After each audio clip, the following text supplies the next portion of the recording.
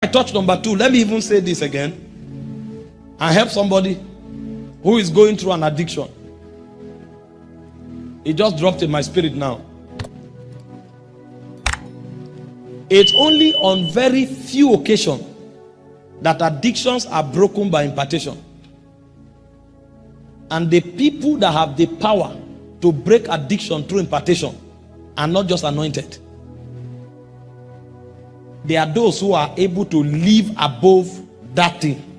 They are the ones that have the witness to break it. A man who is a liar can't break the addiction of lying, no matter how anointed he is. He's a slave of that spirit. A man who is a fornicator cannot break the addiction of pornography and masturbation or of immorality. Himself is a slave, no matter how anointed. He can raise cripples, open blind eyes, but he doesn't have authority in that realm.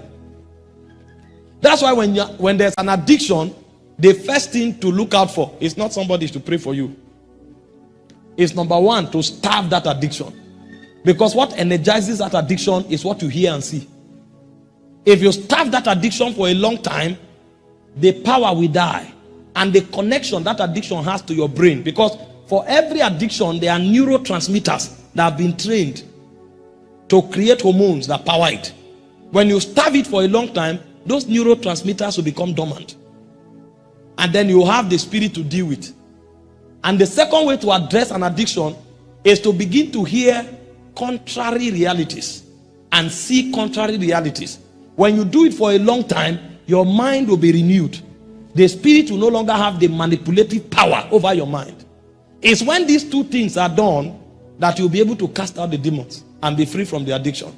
If you only cast out the demons, even if the demons don't come back, your brain is already secreting hormones. Your brain will take you back to that addiction. Your soul is already fine-tuned to operate by the law of that addiction. Your soul will take you back. The demon doesn't even need to come back. And so the way you engender that kind of deliverance is to first deal with your mind. Listen, your word is in your mind. I'm telling you, your word is in your mind. If your consciousness is wrong, your word will be wrong. Your life will be wrong. If your consciousness is right, your word will be right, and your mind will be right. This is what the devil capitalizes on. This is why people are speaking in tongues for hours, but they can never become anything. When they are young, they will enjoy the energy that comes with it. After many years, you will discover that it's only a handful that become champions. Because if you pray and it doesn't affect your mindset, if you study and it doesn't affect your mindset, what you are doing is cramming.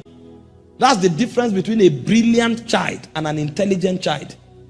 A brilliant child remembers to pass exam. An intelligent child solves problem. It's about the mind.